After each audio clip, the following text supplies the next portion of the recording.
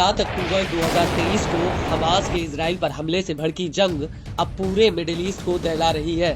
Israel ने America के दबाव में हिजबुल्लाह के साथ तो युद्ध विराम कर लिया, लेकिन तेल अवीव से करीब 2000 किलोमीटर की दूरी पर बैठा हूती अभी भी इजराइल के लिए बहुत बड़ा खतरा बना हुआ है।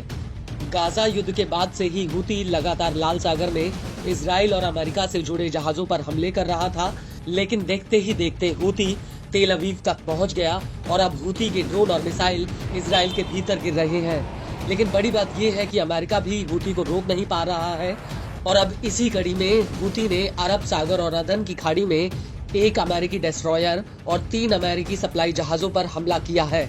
खुद हूती के प्रवक्ता ब्रिगेडियर जनरल याहा सारी ने इन हमलों की पुष्टि की है। सारी का कहना है कि हूती के लड़ाकों ने अमेरिकी सेना के स्टेना इम्पैकेबल, मर्स साराटोआ, लिबर्टी ग्रेस और एक अमेरिकी डिस्ट्रॉयर पर मिसाइल और ड्रोन अटैक किया है। नफذت القوات البحرية وسلاح الجو المسير والقوة الصاروخية في القوات المسلحة اليمنية بعون الله تعالى عملية عسكرية نوعية ومشتركة। लेकिन सबसे बड़ी बात यह है कि हूती ने अमेरिकी जहाजों पर 16 बैलिस्टिक मिसाइल, एक क्रूज मिसाइल और एक ड्रोन अटैक करने का दावा किया है। मिसाइलों की संख्या के लिहाज से ये हमला अपने आप में काफी बड़ा है, लेकिन इस सब के बीच अमेरिका और इजराइल के लिए सबसे बड़ी चिंता की बात यह है कि हूती पिछले 1.5 साल में मिडिल ईस्ट में 100 से ज्यादा हमले कर चुका है।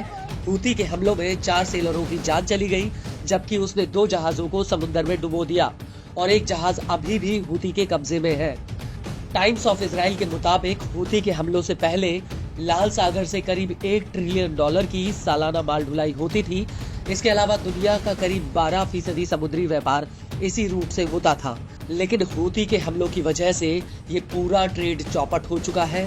हालांकि हूती को रोकने के लिए अमेरिका और ब्रिटेन ने कई बार यमन के भीतर हूती के सैन्य अड्डों पर हमला किया, लेकिन उसके बावजूद भी हूती के हमलों में कोई कमी नहीं आई, बल्कि अब हूती और ज्यादा आक्रामक तरीके से पश्चिमी देशों के जहाजों को निशाना बना रहा है।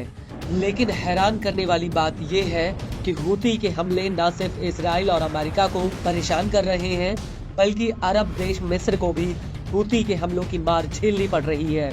मिस्र के विदेश मंत्री बदर अब्देलाती का कहना है कि हूती के हमलों की वजह से मिस्र को स्वेज नहर से होने वाले कारोबार में $6 अरब का नुकसान हुआ है, जिसकी वजह से मिस्र की अर्थव्यवस्था बुरी तरह से प्रभावित हुई है।